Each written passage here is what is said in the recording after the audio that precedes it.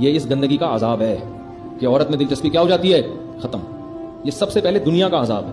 اور یہ بیماری بڑھاپے میں نہیں چھوٹتی ہے، خوب سمجھ لو، یہ کبھی بھی نہیں چھوٹتی. اس لیے بھائی اگر کوئی اس بیماری میں مبتلا ہے، آج توبہ کر لے، آسان ہے، کل توبہ اور زیادہ مشکل ہو جائے گی. اور یہ ساری بدماشیاں دیر سے شادی کے نتیجے میں پیدا ہوتی ہیں. اور یہ بھی خوب سمجھ لو، اپنے بچوں کو بڑوں کے ساتھ نہ بیٹھنے دیا کرو. میں نے ایک دفعہ بیان کیا تھا، اس کے بعد لبرل لوگوں کو بڑی تکلیف ہوئی، یہ مولوی گندی سوچ رکھتے ہیں، یہ مولوی یوں کرتے ہیں. آپ قوم کے حالات کو ہم سے زیادہ جانتے ہو. خوبصورت خوبصورت بچے آئے ہوئے ہوتے ہیں، بڑے آدمیوں کی گود میں بیٹھے ہوئے ہوتے ہیں، ان کے گالوں پہ ہاتھ لگا رہے ہیں، ان سے فری ہو رہے ہیں. غیرت بھی کوئی چیز ہوتی ہے کیا؟ آپ اتنے اچھا گمان کیوں رکھا ہوا ہے آپ نے؟ سب سے گمان سب سے اچھا رکھو، عمل میں سب سے بدگمان ہو کے رہو. عمل میں ایسے سب سے کسی پر اعتماد نہیں بھائی، نہ مولوی پر، نہ عامی پر، نہ لبرل پر، نہ ڈاکٹر پر، نہ سائنسدان پر. ہر انسان آدمی پہلے ہوتا ہے، اور ڈاکٹر، مفتی، عالم، بزرگ یہ بعد میں ہوتا ہے. ہر انسان کے ساتھ شیطان اللہ نے لگا دیا ہے، چاہے بزرگ ہو، عالم ہو، ڈاکٹر ہو، مفتی ہو، انجینئر ہو، سائنسدان ہو، مالدار ہو، غریب ہو. جب لگا دیا ہے شیطان ہر ایک کے ساتھ، تو احتیاط کا تقاضا کیا ہے کہ نو عمر لڑکوں کو بڑے لڑکوں کے ساتھ نہ بیٹھنے دیا جائے. اور میں یقین سے کہتا ہوں یہ بیماری کزنوں سے بھی لگتی ہے. ہمارے سامنے تو صبح شام کیسز آتے ہیں، مائیں کیا کرتی ہیں، اپنے بچوں کو کزنوں کے گھر بھیج دیتی ہیں. 2 کزن ایک ساتھ بستر پہ سو رہے ہوتے ہیں چپک کے. 10 سال کی جو 9-10 سال کی جو ایج ہے نا، 9 سے 10 سال، یہاں سے بگڑنے کی عمر شروع ہوتی ہے. بالغ انسان دیر سے ہوتا ہے، خوب سمجھ لو. 14 سال میں، 15 سال میں شہوت بہت پہلے پیدا ہو جاتی ہے. شہوت بچے میں 9-10 سال کی عمر میں پیدا ہو جاتی ہے، اس کو یہ خیالات آنا شروع ہو جاتے ہیں. تو یہ عمر ہے 9-10 سال، یہاں بگڑنے کی بچے کی عمر شروع ہوتی ہے. مائیں چھوڑ دیتی ہیں شادی بیاہ میں، جب بارات آئی ہوئی ہوتی ہے، بھائی شادی والا گھر، سب چپک کے سو رہے ہیں. ایک لڑکا بھی اس میں خراب نکلا نا اس پورے ماحول میں، وہ سب کو گندگی کا عادی بنا دے. اس لیے بچوں کو اپنے بہن بھائیوں کے ساتھ کھلاؤ. بھائیوں میں یہ بیماری نہیں پھیلتی، کزنوں سے بھی پھیلتی ہے، دوستوں سے بھی پھیلتی ہے. اپنے ساتھ رہنے دو. کبھی کسی ان کی عمر کے لڑکوں کے ساتھ بھی ہاتھ کا مذاق نہ کرنے دو. ان سے بولو بھائی کھیلو، بنٹے کھیلو، مارم پیٹی کھیلو، چپک کے نہیں بیٹھو آپس میں. چپک کے سونے کی اجازت نہیں ہے. حدیث میں آتا ہے بچہ 10 سال کا ہو جائے اس کا بستر الگ کر دو. یہ معاشرے میں ہو رہا ہے، بڑے اچھے اچھے گھرانے کے لڑکے بگڑ جاتے ہیں. آپ کو تھوڑی بتائیں گے، ہمیں آگے اپنی کہانیاں سنا رہے ہوتے ہیں کہ کیسے کس نے ہمیں تنگ کیا. پھر لوگ کہانیاں سنا رہے ہوتے ہیں کہ ہم برے نہیں تھے، ہمیں کسی نے اس طرح مس یوز کیا، پھر ہوتے ہوتے ہمیں یہ لت پڑ گئی، عادت پڑ گئی ہمیں، اب ہم چھوڑنا چاہتے ہیں نہیں چھوٹتی. اس میں سب سے بڑا کردار سب سے پہلے کس کا ہے؟ والدین کا. جو گھننے بنے ہوئے ہوتے ہیں، بچے چپک رہے ہیں، گودوں میں بیٹھ رہے ہیں، آپس میں ایک دوسرے کے جناب وہ گال پہ ہاتھ مار رہے ہیں، اور بڑی عمر کے لوگوں کے ساتھ بٹھایا ہوا ہوتا ہے. تو احتیاط کرنی چاہیے اس میں، تاکہ اس بیماری سے حفاظت رہے. میں نہیں کہہ رہا معاشرے میں سارے برے ہیں بھائی، 100 میں ایک برا ہو، اس ایک کی وجہ سے 99 سے بھی احتیاط کی جاتی ہے. اب احتیاط کا یہ معیار تھوڑی ہوتا ہے بیٹا ان انکل سے ہاتھ نہیں ملانا، ان سے گلے مل لینا، یہ بہت نیک ہے. یہ تو پھر عجیب سی بات ہو جائے گی نا بھائی. میں کہتا ہوں 100 میں ایک اگر انکل برے ہیں، 99 انکل اچھے ہیں، تو اب یہ تھوڑی بچے کو کہا جائے گا یہ اس ٹائپ کے جو انکل ہیں ان سے بچو، یہ والے آپ کو کیا پتا کون سا کس ٹائپ کا ہے. تو آپ نے بچوں کو بولنا ہے بیٹا انکل کوئی بھی ہوں وہ انکل ہیں، آپ نے ان سے ریزرو رہنا ہے، ان سے دور رہنا ہے آپ، ٹھیک ہے نا. بس دور دور سے السلام علیکم، وعلیکم السلام، پتلی گلی سے نکلو، سے زیادہ نہیں فری ہونے دینا کسی کو. تو احتیاط کرنی چاہیے اس میں. تو خیر اب قوم کا دیکھو حشر کیا ہوا ہے. تو قوم کو ایسی ٹھڑک چڑھی ہوئی تھی کہ لوط علیہ السلام کہہ رہے ہیں کہ نکاح جس سے کہو گے میں تمہارا نکاح کرا دوں گا. وہ کہہ رہے ہیں ہمیں عورتوں میں کوئی رغبت نہیں ہے. پھر یہاں سے فرشتے اٹھ کے گئے ہیں، لما جاءت رسلنا لوطا، لوط علیہ السلام کے پاس گئے خوبصورت لڑکوں کی شکل میں. وہاں بھی نہیں پہلے بتایا کہ ہم فرشتے ہیں. تو قرآن کہتا ہے لوط علیہ السلام ان کو دیکھتے ہی آپ کے چہرے پہ پریشانی کے آثار، سیء بہم، جیسے ناگواری آ جاتی ہے نا چہرے پر. یار یہ مہمان دیکھ کے تو لوگ خوش ہوتے ہیں نا، لیکن سسرال والے آ رہے ہوں اچانک، اوپر سے آدمی کر کے مل رہا ہوتا ہے، اندر سے بولتا ہے یار ساس کو بھی آج ہی آنا تھا، ٹھیک ہے. اگر وہ مستقل آ کے بیٹھ جائیں تو یہ سب جگہ ایسا نہیں ہوتا، کہیں کہیں ایسا ہوتا ہے. تو سیء بہم، قرآن کہتا ہے چہرے پہ ناگواری. حالانکہ پیغمبروں کے ظرف بڑے. ابراہیم علیہ السلام تو اتنا خوش ہوئے تھے، مہمان آئے بھائی پہلے سے بچڑا لا کے رکھ دو. لوط علیہ السلام خوش نہیں ہو رہے کیونکہ بے انتہا خوبصورت نوجوانوں کی شکل میں آئے. تو سوچے اللہ نے جن کو آزمائش کے لیے خوبصورت بنا کے بھیجا ہو وہ کتنے خوبصورت ہوں گے، کتنے خوبصورت ہوں گے. تو حضرت لوط ان کو دیکھتے ہی ناگواری کے آثار، یہ کیا ہو گیا. وضاق بہم ذرعا، اور آپ کے بازو تنگ ہونے لگے، سینہ گھٹنے لگا. انسان تنگی محسوس کرتا ہے نا، ایسے سینہ جو ہے اس میں گھٹن محسوس ہونے لگی. وقال هذا يوم عصیب، کہنے لگے آج کا دن میری زندگی میں بہت سخت دن ہے، بہت پریشانی والا. کیونکہ مہمانوں کا اکرام اس زمانے میں ایک بڑی آج بھی سمجھا جاتا ہے. گاؤں دیہاتوں میں جاؤ، کراچی میں تو کوئی لفٹ ہی نہیں کراتا کسی کو. گاؤں دیہاتوں میں جاؤ وہ تو چائے پلا پلا کے کھانا کھلا کھلا کے مار دیتے ہیں بندہ. وہ کہتے ہیں مر جائے عزت نہ جائے ہماری، لوگ بولیں گے مہمان کا اکرام نہیں کیا، مار تو کھلاؤ، ہمیں واسطہ پڑتا ہے نا. تو وہ تو اب مہمان کا اکرام تو ان کے ہاں بڑی عزت کی بات ہوتی تھی. ان کو یہ خوف تھا میری قوم اتنے خوبصورت نوجوانوں کو جب دیکھے گی تو یہ تو برائی کا ارادہ کریں گے، اس سے عزت کس کی جائے گی. میں کیا منہ دکھاؤں گا کہ بھئی میرے مہمانوں کے ساتھ کیا سلوک ہوا. اور پیغمبروں کی غیرت میں اور آپ سوچ نہیں سکتے. قرآن کہتا ہے کہ حضرت لوط علیہ السلام کے چہرے پہ شدید ناگواری کے آثار. لوط علیہ السلام کی بیوی نے جا کے مخبری کر دی، لوگوں کو جا کے بتا دی کیسے خوبصورت بے انتہا خوبصورت لڑکے آئے ہیں. قرآن کہتا ہے وجاءہ قومہ یہرعون الیہ، قوم کے لوگ بھاگتے ہوئے ان کے گھر کی طرف آئے. ومن قبل كانوا يعملون السيئات، اور اس سے پہلے یہ اس گندگی میں پڑے ہوئے تھے، اتنی عادت پڑ چکی تھی. یہ ایسے ہی جرم ہے، انسان ایک دفعہ کرتا ہے، اس کے بعد جو لت پڑتی ہے نا، خوبصورت سے خوبصورت عورت سے بھی شادی کر لے لیکن اس کو یہ گندگی اسے نہیں چھوڑتی. ایسے عذاب میں اللہ اس کو ڈال دیتے ہیں، اللہ یہ کہ ہمت کر کے چھوڑ دے. تو جب وہ آئے ہیں تو لوط علیہ السلام نے کہا کہ یہ دن مجھ پر بہت سخت ہے، اور قوم سے منتیں کرنے لگے. ان هؤلاء ضیفی فلا تفضحون، یہ میرے مہمان ہیں، مجھے رسوا مت کرو. تو قوم کیا کہتی ہے جواب میں؟ اولم ننهک عن العالمین، اے لوط ہم نے تجھے پہلے سمجھا دیا تھا کہ ہماری عادت کا تجھے پتہ ہے، تو اپنے گھر میں کسی ایسے مہمان کو داخل نہ ہونے دینا، ہم نے پہلے تجھے بتا دیا تھا. لوط علیہ السلام تو خیال کرتے ہوں گے نا، یہ تو اللہ کی طرف سے آ گئے فرشتے، ان کو کیسے روکیں، اور گھر پہ آئے ہوئے مہمان کو تو کوئی نہیں بھگاتا. تو ہم نے تجھے پہلے منع کیا تھا کہ تجھے ہماری عادت کا پتہ ہے، لہذا تو کسی ایسے شخص کو گھر میں داخل نہ ہونے دینا. اب یہ غلطی ہماری نہیں ہے، معاذ اللہ کس کی ہے؟ آپ کی غلطی ہے. تو لوط علیہ السلام کیا کہتے ہیں؟ ہؤلاء بناتی ہن اطہر لکم، یہ میری بیٹیاں ہیں، مراد ہے قوم کی بیٹیاں، کیونکہ پیغمبر روحانی باپ ہوتے ہیں. لوط علیہ السلام کا چونکہ قوم میں وقار بھی تھا نا، تو بھائی کسی کو جس بھی لڑکی سے نکاح کرنا ہے میں اس کا نکاح اس سے کروا دوں. رشتوں میں مسائل ہوں، شادی نہیں ہو رہی ہو، یعنی ہر طرح سے حجت تمام کر دی. ہؤلاء بناتی، میری قوم کی بیٹیاں ہیں، ہن اطہر لکم، یہ پاکیزہ ہیں، ان سے نکاح کرو، یہ نیچر ہے. ان کنتم فاعلین، اگر تم نے اپنی خواہش پوری کرنی ہے. قوم جواب میں کیا کہتی ہے؟ لقد علمت، اچھا آگے کہنے لگے الیس منکم رجل الرشید، کیا تم میں کوئی ایسا شخص نہیں ہے جو تمہیں سمجھا دے؟ سارے نالائق ہو گئے ہیں، یعنی کوئی تو ایسا ہو جو تمہیں میں سے کھڑا ہو کر تمہیں پیچھے دھکیلے اور کہے کہ یہ لوط صحیح کہہ رہے ہیں، ان کو تنگ نہ کرو. کوئی تم میں ایسا نہیں ہے. قالوا لقد علمت، جواب میں کہنے لگے اے لوط تجھے یہ بات معلوم ہے، ما لنا فی بناتک من حق، ہمیں عورت میں کوئی دلچسپی نہیں ہے. قرآن ایک جگہ کہتا ہے لعمرک انہم لفی سکرتہم یعمہون، اے محمد صلی اللہ علیہ وسلم ہمیں آپ کی عمر کی قسم وہ لوگ نشے میں مدہوش تھے، شہوت دماغ پہ چڑھی ہوئی تھی ان کی، ذرا بھی خیال نہیں تھا کہ یہ پیغمبر پاک سیرت ہے. دیکھو انسان کتنا ہی برا ہوتا ہے، سامنے والے کی داڑھی دیکھ کر، اس کے چہرے کا نور دیکھ کر، اس کی پاکیزہ زندگی دیکھ کے اس پہ ترس آ جاتا ہے کہ یار یہ گندگی کرنی ہے کسی اور کے ساتھ جا کے کر لو. یہ تو قوم کے بزرگ ہیں، یہ تو تہجد گزار ہیں، یہ تو سخی ہیں. ہوتا ہے نا انسان کہ یار چھوڑو. ہم نے بعض ڈاکوؤں کو دیکھا ہے، ایک مولوی صاحب نے مجھے اپنا واقعہ سنایا کہ فیکٹری میں ڈکیتی ہوئی، سب کی جیبوں سے ڈاکو نے موبائل لیا، پیسے لیے، کہہ رہے میں ٹوپی پہن کے اور میری داڑھی نا ایسے بیٹھا ہوا تھا، تبلیغ سے نئے وقت لگا کر آئے تھے. سر میرے سے بھی لے لیا سب کچھ، کہہ رہے پھر آخر میں جانے سے پہلے مجھے بتا رہا ہوا ایسے کہتے ہیں ادھر مولوی لگ رہا ہے، تھوڑا سا شکل سے شریف آدمی لگ رہا ہے، ڈاکو نے یہ لے، اور اپنی طرف سے بھی کچھ حرام پیسے تھے وہ، چلو شاباش انجوائے کرو لائف کو. غلط کیا ڈاکو نے، لیکن تھوڑی سی اس میں بھی کیا آ گئی، تھوڑی سی غیرت آ گئی. یار داڑھی دیکھ لو. بعض لوگ لڑکیوں کو چھیڑتے ہیں لیکن پردے والی لڑکی کو دیکھ کے تھوڑی ان کو غیرت آ جاتی ہے. وہ بے پردے کو بھی چھیڑنا غلط ہے، ایسا نہ ہو کہ آپ کہیں کہ چلو وہ والا چھیڑنا کم، وہ تو غلط ہے، لیکن پردے والی کو چھیڑنا اور زیادہ غلط ہے کہ بھائی یہ تو اسکارف لے کے جا رہی ہے، یہ تو پردہ کر رہی ہے، کوئی ایسی خاندان کی لگ رہی ہے جو ان چیزوں کو پسند نہیں کرتے. وہ بھی نہیں پسند کرتی لیکن یہ زیادہ پسند نہیں کرتی. تو ان کو اتنا بھی خیال نہیں آیا کہ لوط علیہ السلام کی حالت دیکھو اس وقت کیا ہو رہی ہے. تو قرآن کہتا ہے لعمرک انہم لفی سکرتہم یعمہون، آپ کی عمر کی قسم یہ لوگ اس وقت نشے میں مدہوش ہو چکے تھے. پھر لوط علیہ السلام نے جب دیکھا مان نہیں رہے ہیں تو کہنے لگے لو ان لی بکم قوتا، کاش میرے پاس طاقت ہوتی، آج کتنے کمزور اکیلا ہوں، چند لوگ میرے ساتھ ہیں جو ایمان لے کر آئے ہیں، میری اپنی بیٹیاں اور بیوی بھی انہی کے ساتھ ہے، کاش میرے بازوؤں میں طاقت ہوتی، او آوی الی رکن شدید، یا کوئی تم میں سے میرے ساتھ ہوتا، کوئی اس وقت تم لوگوں میں سے ایسا ہوتا جو میری صف میں آ کے کھڑا ہو کے تمہیں سمجھا رہا ہوتا، اس کی پناہ میں چلا جاتا. کچھ بھی نہیں ہے. جب فرشتوں نے دیکھا نا کہ ایسی قسم پرسی کی حالت لوط علیہ السلام کی ہو گئی ہے، شدید ٹینشن میں. دیکھو اللہ کا وہی معاملہ ہوا نا جو فرعون اور حضرت موسیٰ کے واقعے میں. ان کو جب اللہ نے پریشانیوں میں ڈالا ہے بنی اسرائیل کو، تو پریشانیوں کی انتہا پہ جب لے گیا ہے نا اللہ کہ اب بچنے کا کوئی راستہ تمہارے لیے ہے نہیں، اور وہ کہنے لگے مر گئے، اس وقت اللہ نے ان کو نجات دی. اور فرعون کو جب اللہ کامیابی کی انتہا پہ لے کر گئے ہیں کہ اب تو پوری بنی اسرائیل آپ کے کنٹرول میں، آگے دریائے پیچھے فرعون ہے، اب یہ کہیں نہیں بھاگ سکتے. فرعون اپنی کامیابی کی انتہا کو پہنچ چکا تھا اور بنی اسرائیل اپنی ناکامی کی انتہا کو، اور ایک دم اللہ نے معاملہ کیا کیا ہے، پلٹا ہے کہ بنی اسرائیل کو کامیابی کی انتہا تک پہنچا دیا اور فرعون کو ناکامی کی انتہا تک. یہ اللہ آزماتا ہے، نیک لوگوں کو اللہ پریشانیوں کی انتہا تک پہنچا کے آزماتا ہے، اور بروں کو اللہ آسائشیں دے دے کے سنستدرجہم، قرآن کہتے ہیں ہم آسائشیں دیتے ہیں تاکہ گناہ میں انتہا کو پہنچے، تاکہ ہم ان کو عذاب دیں، حجت تمام ہو جائے. اللہ عذاب دے تو اللہ کو بھی ترسنا ہے ان کے اوپر کہ میں نے ان کو مہلت نہیں دی تھی، ان کو موقع ہی نہیں ملا ایسا.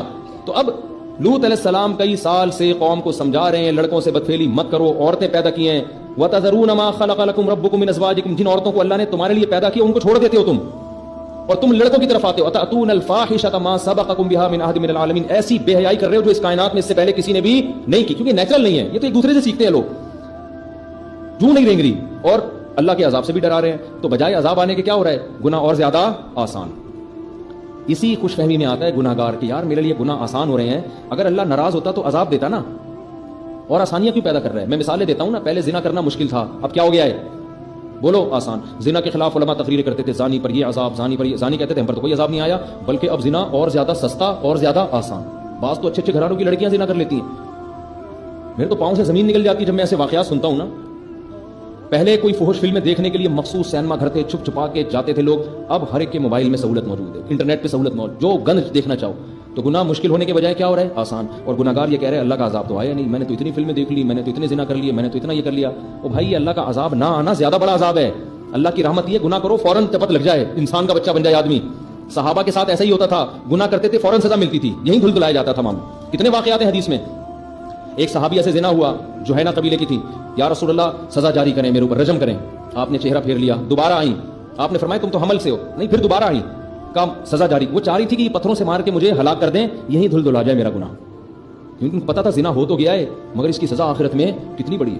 یا رسول اللہ مجھے سزا دیں۔ آپ نے پھر چہرہ پھیر لیا، تیسری دفعہ آئیں، پھر چوتھی دفعہ آئیں، پھر آپ نے کہا تمہارے پیٹ میں بچہ ہے، بچہ جن لیا، پھر آئیں، اب سزا دیں مجھے۔ آپ نے عرض کیا کہ ابھی اس بچے کو تمہاری ضرورت ہے، روٹی کا ٹکڑا پکڑا کے آئیں بچے کے ہاتھ میں کہ بڑا ہو گیا ہے، اب اس کو میری ضرورت نہیں ہے۔ پھر آپ نے حکم دیا، رجم کیا، خون کی چھینٹیں پڑی ہیں، یا جنازہ پڑھایا۔ تو حضرت عمر نے اعتراض کیا، یا رسول اللہ ایک زانی عورت کا آپ جنازہ پڑھا رہے ہیں۔ نبی نے فرمایا لقد تابت توبۃ لو قسمت بین 70 من اہل المدینہ لوسعتهم، اللہ کی قسم ایسی توبہ کی ہے 70 کبیرہ گناہ گاروں میں بانٹی جائے تو سب کی مغفرت ہو جائے۔ ان کو پتا تھا بھائی گناہ ہلکی چیز نہیں ہے، پتھر مروا دیے۔ حضرت معاذ رضی اللہ تعالیٰ عنہ ہے، مجھ سے زنا ہوا ہے یا رسول اللہ، شادی شدہ ہوں، آپ نے وہاں بھی چہرہ پھیر لیا، پھر دوبارہ ہے، پھر تیسری بار، پھر چوتھی بار، پھر آپ نے حکم دیا رجم کرو۔ انہیں بھی پتھروں سے اسی طرح سے ہلاک کیا گیا۔ وہ خوش قسمت ہے، خدا کی قسم۔ میں یہ نہیں کہہ رہا کسی نے زنا کیا تو اپنے آپ کو پتھر مروا دے جا کے، اب تو حد جاری کرنے کی حکومت بھی نہیں ہے اور خود سے کرنا بھی نہیں ہے، یہ تو صحابہ کا تقویٰ تھا۔ لیکن توبہ تو کرے نا اللہ سے گڑگڑا کے، اللہ تیرا عذاب آنے سے پہلے مجھے دوبارہ موقع نہ دینا زنا کا، اور مجھے عذاب ٹال دے، میں توبہ کر چکا ہوں۔ شکر کرے ابھی تک عذاب آیا نہیں ہے، اس غنیمت سے فائدہ اٹھا کے توبہ میں جلدی کرے۔ اور آج گناہگار کیا کر رہا ہے؟ چونکہ نہیں آیا، ایک اور دفعہ کر کے دیکھو، پھر بھی نہیں آئے گا، پھر کر کے دیکھو کچھ نہیں ہوتا، پھر کر کے دیکھو کچھ نہیں ہوتا۔ بھائی ہم تو کتنے عرصے سے کر رہے ہیں، زنا کر رہے ہیں، یہ کر رہے ہیں، وہ کر رہے ہیں، کوئی عذاب نہیں ہے، کوئی کچھ نہیں ہے۔ یہ ساری کہانیاں وہ تھیں جو پہلے قومیں پیغمبروں کے ساتھ کرتی تھیں، کوئی عذاب نہیں آتا، کوئی عذاب نہیں آتا۔ بھائی ان چیزوں سے متاثر نہ ہو، کیونکہ دنیا میں عذاب نہیں بھی آیا، اللہ نے موت کا ایک دن رکھا ہے، اور موت کے وقت توبہ قبول نہیں ہوگی، اس لیے خوش قسمت ہوا ہے جو پہلے توبہ کر لے۔ تو قوم کیا سمجھ رہی ہے؟ اتنے خوبصورت نوجوان ہیں، تو قوم کیا کہہ رہی ہے کہ کوئی نصیحت اثر نہیں کر رہی، اور سمجھ رہی ہم بڑے خوش قسمت ہیں۔ لوط علیہ السلام عذاب کا کہہ رہے تھے، لیکن یہاں تو اور ہماری عیاشی کا سامان پیدا ہو رہا ہے۔ تو جب لوط علیہ السلام کی سخت قسم پرسی کو دیکھا اللہ نے کہ گھٹے جا رہے ہیں اور کہہ رہے کاش میرے بازوؤں میں طاقت ہوتی، کاش ایسا ہوتا، ایسے موقع پہ انسان یہی کر رہا ہوتا ہے نا، تو پھر اللہ نے فرشتوں کو کہہ دیا کہ ان کو بتا دو۔ تو کیا کہنے لگے؟ یا لوط انا رسول ربک، ہم تیرے رب کے بھیجے ہوئے فرشتے ہیں، ہم انسان نہیں ہیں۔ لن یصلوا الیک، یہ ہرگز تجھ تک نہیں پہنچ سکتے۔ یہ نہیں کہا کہ ہم تک نہیں پہنچ سکتے، اس لیے کہ اس کا تو سوال ہی پیدا نہیں ہوتا، ہم تو فرشتے ہیں اور بہت پاورفل فرشتے ہیں، وہ طاقت کا تو ان کو ابھی اندازہ ہو جائے گا، ہم تو یہ بتا رہے ہیں تجھ تک بھی نہیں پہنچ سکتے، یہ ناممکن ہے۔ لن عربی میں آتا ہے لن یصلوا، ہرگز یہ ممکن نہیں ہے، لہذا یہ ٹینشن تو تجھے ہو رہی ہے نا، یہ تو نکال دے ذہن سے۔ لن یصلوا الیک فاسری باہلک بقطع من اللیل، اور اب تو نے کرنا کیا ہے؟ اپنے گھر والوں کو لے کے، جو بھی ہے سارا خاندان لے کے آپ راتوں رات اس حصار سے باہر نکل جائیں۔ اللہ ان کی آنکھوں پہ پٹی باندھ دے گا، ان کو آپ نظر نہیں آؤ گے، آپ ان کو نظر نہیں آؤ گے، اور آپ یہ اپنے بیوی اور اپنے سارے گھر والوں کو لے کے نکل جاؤ۔ پھر ہوگا کیا؟ ولا یلتفت منکم احد، آپ نے یہاں سے نکلنا ہے اور پیچھے مڑ کے کسی نے نہیں دیکھنا اس بستی کی طرف۔ جب کسی بستی پہ اللہ کا عذاب آ رہا ہوتا ہے نا، تو شریعت میں حکم نہیں ہے کہ کھڑے ہو کے تماشا دیکھو، شریعت میں حکم ہے وہاں سے بھاگ جاؤ، کیونکہ وہ قدرتی حادثہ نہیں ہے، وہ اللہ کا قہر ہے۔ اس کو دیکھنے کے لیے بھی، یہ دیکھنا بھی اس کی علامت ہے کہ آپ اپنے آپ کو بڑا فنٹر سمجھتے ہو۔ تبھی تو حدیث میں آتے ہیں قوم عاد اور قوم سمود کے نشانات پر جب نبی گزرتے تھے چہرہ ڈھانپ لیا کرتے تھے، خوف کی وجہ سے کہ ہم اس مناظر کو بھی نہیں دیکھنا چاہتے، ہم تو عافیت چاہتے ہیں۔ بھائی ہمیں کون چاہتا ہے کہ میں ہاتھ سے اپنی آنکھوں سے دیکھوں؟ بس اللہ عافیت والی زندگی دے ہم سب کو۔ تو کہا کہ پیچھے مڑ کے نہ دیکھنا، لیکن فرشتوں کو معلوم تھا کہ لوط علیہ السلام اپنے سارے خاندان سے کہیں گے کہ پیچھے مڑ کے نہ دیکھو تو کوئی بھی نہیں دیکھے گا، کیونکہ سب کا ایمان تھا کس پر؟ لوط علیہ السلام پر۔ ان کی بیوی کا ایمان نہیں تھا، اس کو کچھ تکلیف ہوگی اور وہ پیچھے مڑ کے دیکھے گی، وہ دیکھے گی دیکھوں عذاب آ بھی رہا ہے کہ نہیں آ رہا، یہ ہوتا ہے نا، کنفیوژن ہوتی ہے نا.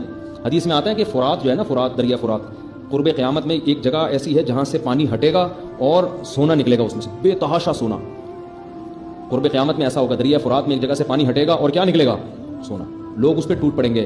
آپ صلی اللہ علیہ وسلم نے فرمایا تم میں سے کوئی بھی اس سونے کو حاصل کرنے کی کوشش نہ کرے. اب جس نے یہ حدیث سنی ہوئی ہے اور نبی پر ایمان ہے کہ بھئی یہاں سے سونا لینا، خزانہ لینا اللہ کے عذاب کا ذریعہ ہے، یہ نبی نے پہلے بتا دیا، اس کی نظر میں سونے کے پہاڑ نکل جائے، سونے کے زیور نکل جائیں، سکے نکل جائیں، ڈائمنڈ نکل جائے، وہ ان کو لفٹ نہیں کرائے. بھائی یہ تو نبی نے پہلے بتا دیا. لیکن جس کو نبی کی باتوں پہ یقین نہیں ہے، جب وہ لوگوں کو دیکھے گا سونا شاپر میں بھر بھر کے لے کے جا رہے ہیں بھائی، وہ 2-4 نوالے تو لینے کی کوشش کرے گا وہاں سے.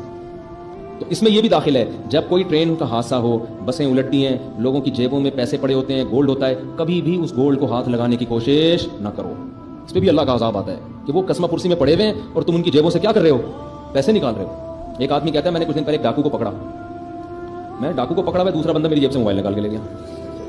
یعنی کہ اس نے یہ موقع سے فائدہ اٹھایا کہ ابھی ادھر بزی ہے تو چلو ہم یہاں سے، یہ چل رہا ہے مارکیٹ میں. تو کراچی ہے بھائی جس کو جو موقع ملتا ہے نا، وہ کوئی موقع ضائع نہیں جانے دیتا. غیرت کا سودا کر لو یار، تو پھر جو مرضی بن جاؤ. زلزلہ آیا تھا، کتنے لوگوں نے بے شرمی دکھائی ہے، میتیں لاشیں پڑی ہوئی ہیں اور لڑکیوں کے گولڈ نکال کے، عورتوں کے سے نا زیور نکال کے جا رہے ہیں. چھوڑ دو یار، اللہ دینے والا ہے. عزت کے ساتھ، غیرت کے ساتھ 2 سوکھی روٹی کے نوالے، سوکھی روٹی کے 2 نوالے وہ اس پراٹھوں سے اور برگر سے اچھے ہیں جو بے غیرتی کے ساتھ حاصل ہو. تو اب جلدی سے میں اس کو مضمون کو سمیٹتا ہوں. تو اپنی گھر والوں کو آپ لے جائیں، لیکن بتا دیا کہ آپ کی بیوی پیچھے مڑ کے دیکھے گی، اور جب آسمان سے پتھر برسیں گے تو ایک پتھر اس کے سر پہ بھی آ کے لگے گا کہ یہ پیچھے مڑ کے اس نے دیکھا کیوں. اور اللہ ویسے بھی اس کو ہلاک کرنا چاہتے تھے.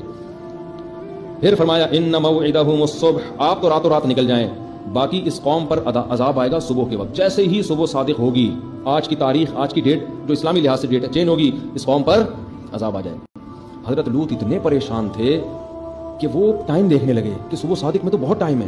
یعنی اتنے ٹینشن میں آ گئے تھے کہ وہ چاہ رہے تھے یہ جلدی ہلاک ہوں تاکہ میری جان بچے، ایسا نہ ہو اس دوران یہ کچھ کر لیں. تو فرشتوں نے تسلی دی، الیس الصبح بقریب، اے لوط کیا صبح قریب نہیں ہے؟ بہت کم ٹائم رہ گیا صبح ہونے میں، پوری رات تو اسی جھگڑے میں لگ گئی ہے آپ کی. تو صبح میں زیادہ دیر کیسی تسلیاں دے رہے ہیں. اور اس سے پتہ چلتا ہے لوط علیہ السلام پریشان کتنے تھے کہ بھائی صبح میں تو بہت دیر ہو جائے گی. پھر قرآن کہتا ہے فلما جاء امرنا، جب ہمارا حکم آیا، جعلنا عالیہا سافلہا، ہم نے زمین کے اوپر کے حصے کو نیچے کر دیا، ایسے پلٹ دیا. وامطرنا علیہا حجارہ، اور ہم نے آسمان سے پتھر برسائے. اب علماء مفسرین کہتے ہیں یا تو پتھر پہلے برسے ہیں اور الٹا بعد میں، کیونکہ واو کے ساتھ دونوں کام ہوئے. اس میں اللہ نے ترتیب نہیں بیان کی، یوں نہیں کہا فجعلنا، فامطرنا نہیں کہا، تو وامطرنا، تو دونوں کام ہوئے. یا تو ایسے ہی ہوا کہ زمین کو الٹا پہلے ہے، پھر مزید رسوا کرنے کے لیے پتھر برسائے، اور یا ایسے ہوا کہ پہلے اللہ نے قوم پہ آسمان سے پتھر برسائے ہیں اور پھر ان کے نشانات ختم کرنے کے لیے زلزلہ لا کے زمین کو بالکل الٹ دیا. مسومۃ عند ربک، اللہ کہتے ہیں پتھر نشان زدہ تھے. جس پتھر نے جس کے سر پہ جا کے لگنا تھا اس پتھر کو وہی آرڈر دیا گیا تھا. ایک ایک پتھر پہ نشان تھا کہ کس نے کس کمبخت کے سر پہ جا کے لگنا ہے. اتنا تنگ کیا تھا انہوں نے پیغمبر کو. تو مسومۃ عند ربک، تیرے رب کے پاس ان پتھروں پہ علامتیں تھیں، وہ تیرے رب کو معلوم تھی، وہ فرشتوں کو بھی معلوم نہیں تھی. وہ تیرے رب کو پتا تھا کہ کس کے مقدر میں نے کون سا پتھر لکھا ہوا ہے. آگے اللہ کہتے ہیں وما ہی من الظالمین ببعید، اے نبی یہ جو مشرکین مکہ کے جو ظالم ہیں ان کو آپ بتا دیں کہ قوم لوط کی بستی تم سے دور نہیں ہے. جب یہ سفر میں جاتے تھے، کیونکہ عرب میں یہ جو واقعات ہیں نا یہ سینہ بسینہ بھی چلے آ رہے تھے سارے، اور اب لوگ ان واقعات کو پہلے سے پڑھتے تھے، جانتے تھے کہ بھئی یہ قوم لوط ہے، یہ قوم عاد ہے. ہسٹری ہوتی ہے نا، لوگ سنتے چلے آ رہے ہیں. تو اللہ کہہ رہے ہیں کہ یہ بستیاں تم سے زیادہ دور بھی نہیں ہیں، ان کے نشانات پر سے تم گزرتے ہو. تو اس سے بھائی ہمیں کیا سبق ملتا ہے؟ وقت بہت زیادہ ہو گیا کہ اپنے آپ کو اس گندی عادت اور لعنت سے بچائیں. پہلی بات تو یہ کہ بچپن سے ہی احتیاط کریں. ماں باپ کی ذمہ داری ہے، استاذ کی ذمہ داری ہے کہ وہ بچوں کو بچا کے رکھے، ٹیچر کی ذمہ داری ہے کہ وہ نگرانی کرے، خود بھی زیادہ فری ہونے کی کوشش نہ کرے، ریزرو رہنا چاہیے. دوسری بات کیا ہے؟ بر وقت شادی کر دو بچے کی بالغ ہوتے ہی. حلال میں مشغول ہو گیا، حرام سے نفرت، دل ہی نہیں چاہے گا اس کو یہ باتیں. ہم جو لوگ یہ کام نہیں کرتے نا ان کو حیرانگی ہوتی ہے کہ یار یہ لوگ کیسے کر لیتے ہیں، لڑکوں سے کیسے خواہش پوری کرتے ہیں. ان کو تو الٹی آتی ہے یہ سنتے ہی. ہماری حضرت فرمایا کرتے تھے، ہم جب سنتے تھے کہ لڑکوں سے بھی بدفعلی کوئی کرتا ہے تو کرنا، ہمیں تو قے آنے لگتی تھی کہ کیسا گندا آدمی ہوگا جو یہ کر رہا ہے. تو آپ نیچر پہ قائم رکھنے کے لیے ضروری ہے کہ حلال میں اس کو پہلے مشغول کر دو. سمجھتے ہو؟ بالغ ہوتے ہی کیا کر دو؟ نکاح کر دو اس کا، ورنہ بڑی عمر میں بھی پھر یہ گندگی چھوٹتی نہیں ہے. چھوڑنا چاہے تو چھوٹ جاتی، مشکل ہو جاتی ہے. جتنا دیر ہوگی اتنا ہی مشکل ہو جائے گا یہ کام. اور اس کے لیے چونکہ یہ ایک نفسیاتی بیماری کی طرح چپک جاتی ہے تو اس لیے اس کے لیے ماہر نفسیات سے بھی رابطہ کرنا چاہیے. لیکن ماہر نفسیات کوئی ایسا ڈاکٹر ہو جو خود ان چیزوں کو، کیونکہ آج کل لبرل بہت پیدا ہو رہے ہیں نا، امریکہ سے پڑھ رہے ہیں تو ایکچولی نو یہ کر کے نا یہ تو ایک انسان کی وہ ہے، बायबॉन ऐसे होते हैं, टोपी ड्रामे बहुत शुरू कर दिए आजकल डॉक्टरों ने। कोई ऐसा डॉक्टर जो इसको बेगैरती समझता हो, ज्यादातर तो अब तक अल्हम्दुलिल्लाह बेगैरती ही समझते हैं इस अमल को, ठीक है ना। लेकिन अब क्योंकि यूरोप से मुतासिर हो रहे हैं ना हमारे डॉक्टर भी, हो सकता है कुछ दिनों में वो इसको प्रमोट करना शुरू कर दें कि रिलैक्स